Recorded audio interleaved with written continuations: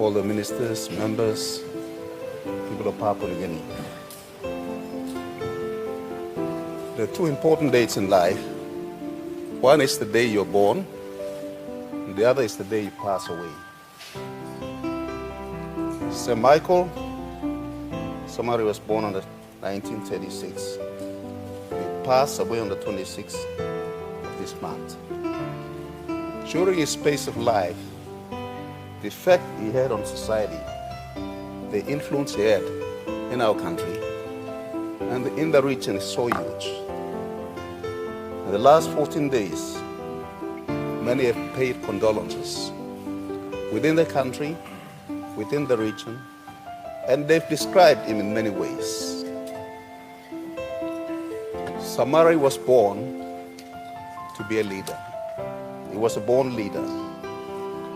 Mr. Speaker, the most important, which I believe in 74, was the Constitutional Planning Committee. Samari knew that. The Grand Chief knew that. He has to build a house. The house must be the Constitution of Papua New Guinea. That is the house. That is what the foundation is. That is where the posters are. That is where the branches are. The Constitution is so clear. The executive government, it makes sure it's clear. The courts, the parliament, what are the powers? What are the functions? He stated clear in the most detailed constitution. Samari was clear. The executive cannot interfere with the courts. The courts cannot interfere with the parliament. The separation of power was clear. Today, when we pay respect, we must think about what we are going to do now, from now onwards. Honorable members, what we can honor him through this.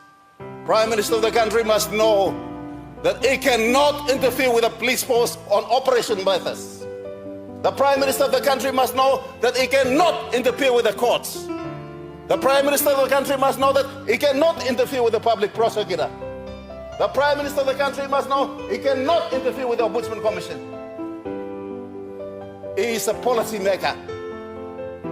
He is not supposed to interfere with the operationals of those institutions that Samari built. Same, the Parliament cannot interfere with the executive government. The courts cannot do. Our founding father, Michael Thomas Samari, created this to protect this country. He created this. Every prime minister, every minister must know. We must know that when you interfere with the police force on operational matters, you are weakening the system that Samari built. Because the powerful, the rich, will monopolize and control. The silent, the small majority will be marginalized. That is not Samari's dream. Samari's dream is make sure there's justice, fairness, things are operated properly in our country. All I want to say today, we pay great respect to the chief. I come to know him in 1977, 75 when I was a university student. Those were the exciting times. He was an inspiring leader who inspired the young ones, who inspired all of us. Today, I ask you, all of us, members of parliament, we have a big responsibility to our country. All of you have a big responsibility to this young country. Power must be exercised with care. Power does not mean you're a custodian of the people. It's not something you bought. Power must be exercised with care for everything we do.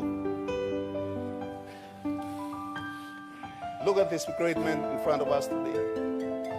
He's lived a simple life. He's done all the right things. He's our best teacher. In his death, we can only learn from him.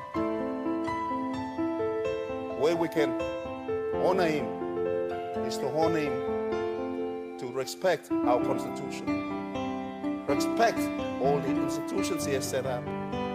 Those of you who are appointed as police commissioner, you must always know that the new Constitution office holder, you're not to carry out the instruction of a minister or a police prime minister on operational matters. You are the police commissioner.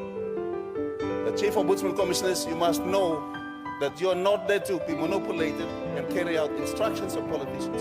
You are there to do a job. The public prosecutor, you are there to do an independent job. The courts must do the same. If we all practice and do all these right things, our people will be safe. Our country will be safe. We have everyone pay our biggest respect, and also thank you to the people of ECP, to the people of Murik, and also another politician I want to mention is Peter Luce, who was so instrumental in getting Samari into parliament. With this, rest in peace.